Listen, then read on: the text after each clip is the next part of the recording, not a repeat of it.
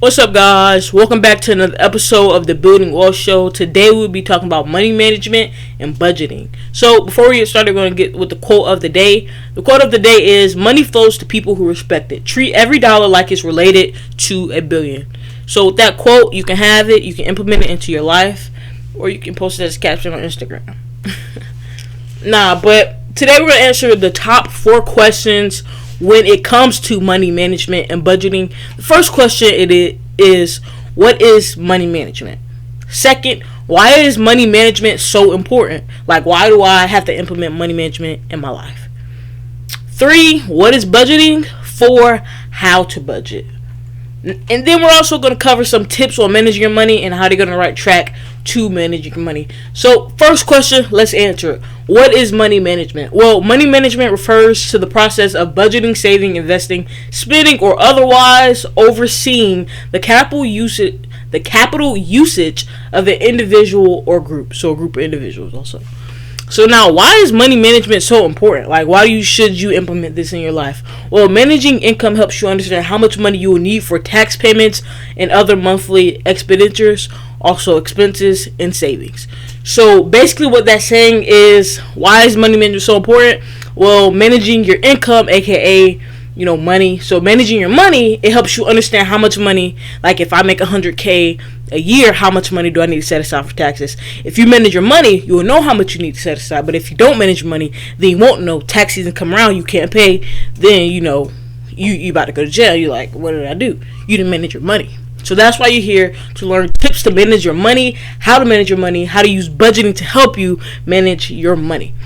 So now, the third question is, what is budgeting? So a budget is an estimation of revenue and expenses over a specified future or period of time. So it's usually complied and reevaluated on a periodic basis. So basically what that's saying is, you have an estimation of revenue and expenses. So I make $1,000 a month, my expenses are $500 a month. Then you will budget out, okay, I need to pay my car note, that's $250, and then another $250 in gas, food, clothes, and stuff like that. So that's basically what budgeting is.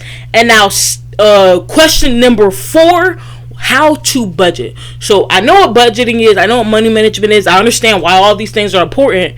The real question comes down to, actually, how do I budget? Okay, so step 1, you want to note your net income. That's the first thing to any kind of budgeting or money management. You need to know how much money is coming in on a monthly basis or a yearly basis or a weekly basis. You can budget a week, like, okay, I need to spend $20 a week so I can, reach my savings goal to saving $100 a month or whatever. So you need to know how much money is coming in yearly, monthly, weekly, whichever one you want to do, or you can do all of them. You can budget each category. Now, step number 2, you need to track your spending. Whether it's weekly spending, monthly spending, or yearly spending, you need to track your spending. Where is your money going? So when you write down your budget, you write down how much money you're getting. Okay, if you save $100 and you make $200 a month, okay, that $100 is the money that I'm going to have in my pocket that I can spend. $50 can go on gas. $20 can go on food, and and the remainder $30, what is that going? You need to basically write down where each dollar is going, so you know where each dollar is going. So if anything comes up, like, okay, I spent this much on food last month. I saved this much last month. So you need to track your spending. I don't care how your spending is. I don't care what you spend your money on, but track your spending. If you want to spend $200 on clothes a month, or if you want to spend $2,000 on clothes a month, that's okay, as long as you track it, and as long as you don't make $2,000 and spend $2,000. Let's say you make $5,000, spend $2,000 on clothes. Yeah, that's still a lot of money. But if you want to do that, and if you got all your other bills paid, if you're saving your money, if you're doing everything right, then you can actually afford to, spend that money on clothes. So step 1, note your net income. Step 2, track your spending. Step 3, set your goals. So whatever your goal is, if your goal is to get the new Hellcat, let's say it's like $60,000, you need to save up to actually get that car, and that is a goal. I don't care what kind of financial goal you have, as long as you set a goal, you write it down, and you plan to achieve that goal. That's really all that matters. I don't care what the goal is, as long as there's nothing illegal.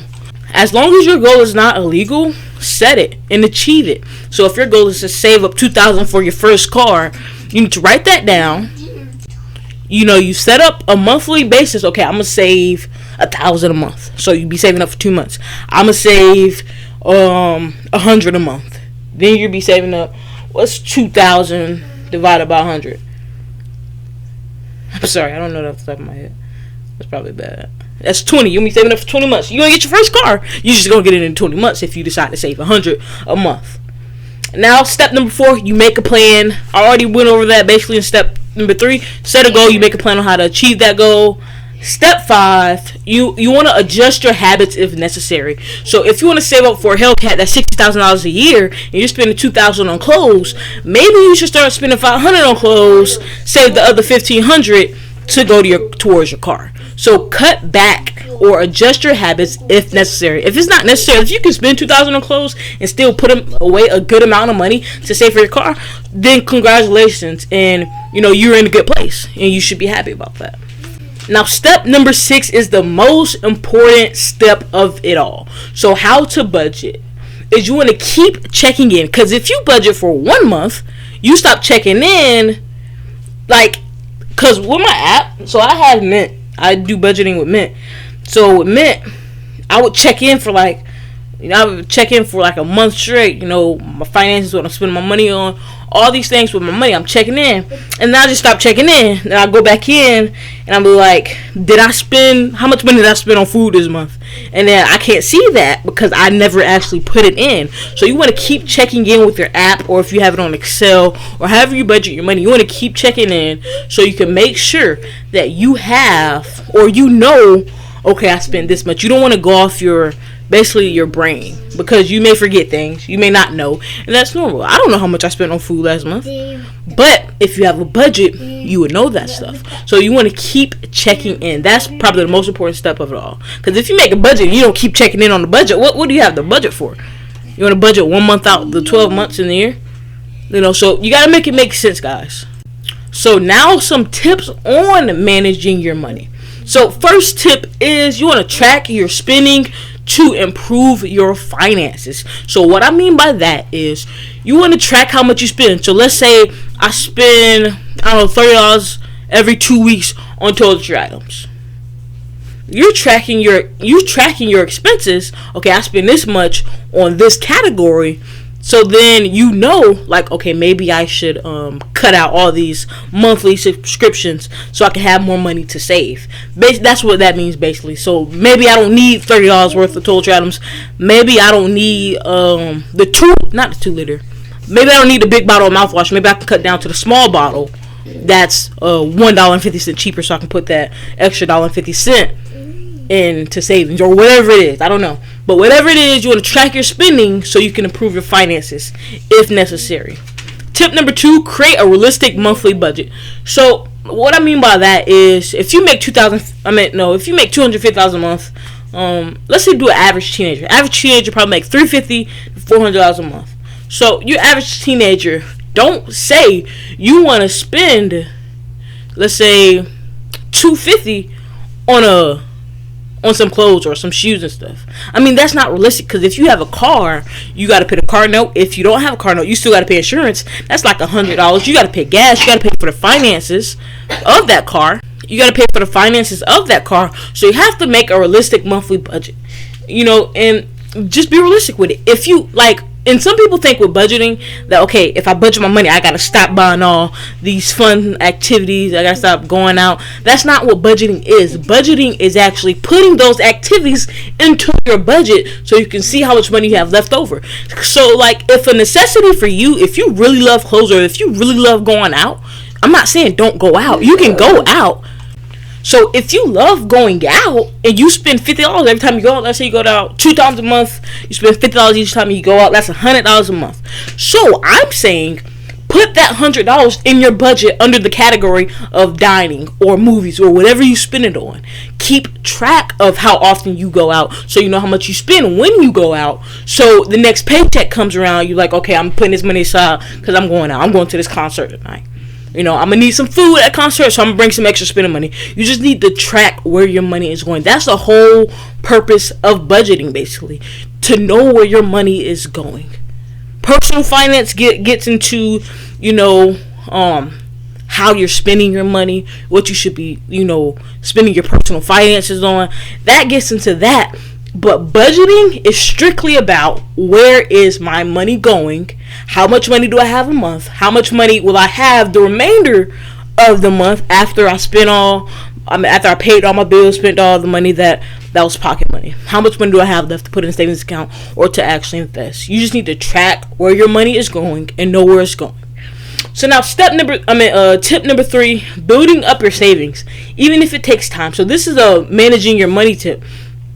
So build up your savings. I think this is pretty, straightforward on why you should build up your savings.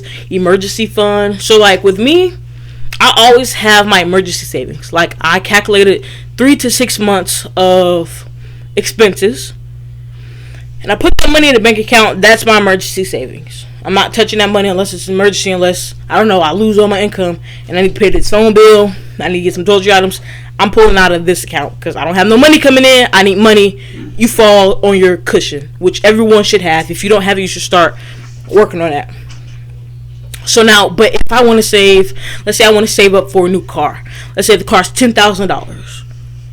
Then because I have a couple bank accounts, so I would use one of my bank accounts, and then I will put money in there just for the saving of that car. I'm saving this much money so I can get this car.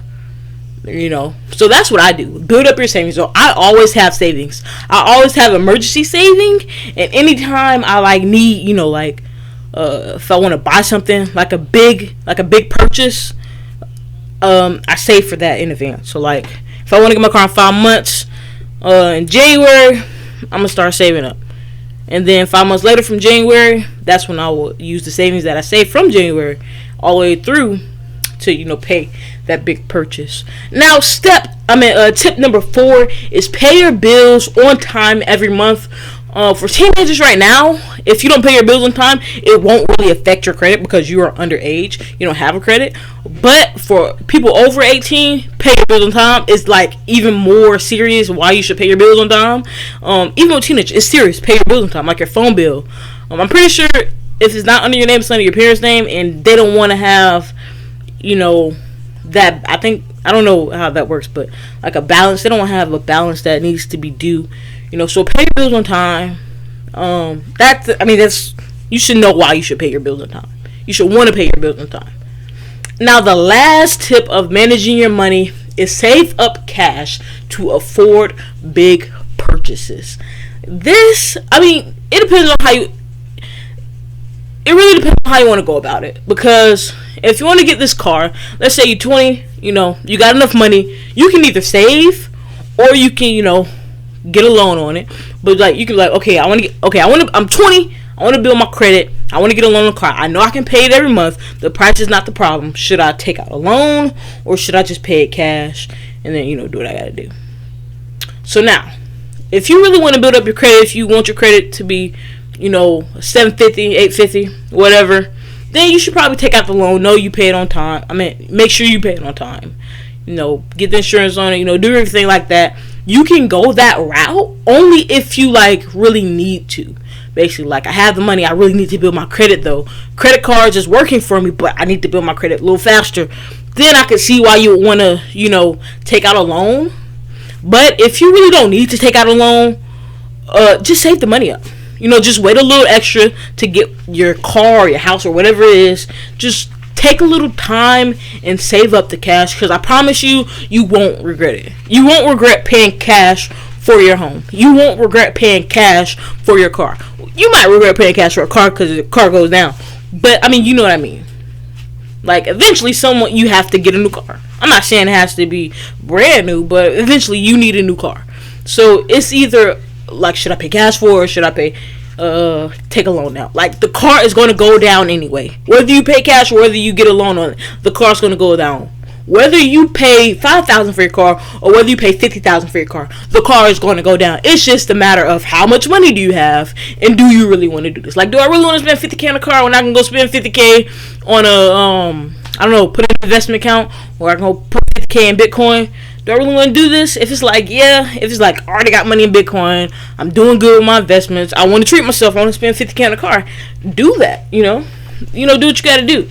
So that's pretty much it. If you have any questions, please feel free to contact me on Instagram at aniahmmo1. Send a voice submission in if you want to get it heard on the next podcast episode. Everything is in podcast description. Stay tuned, guys.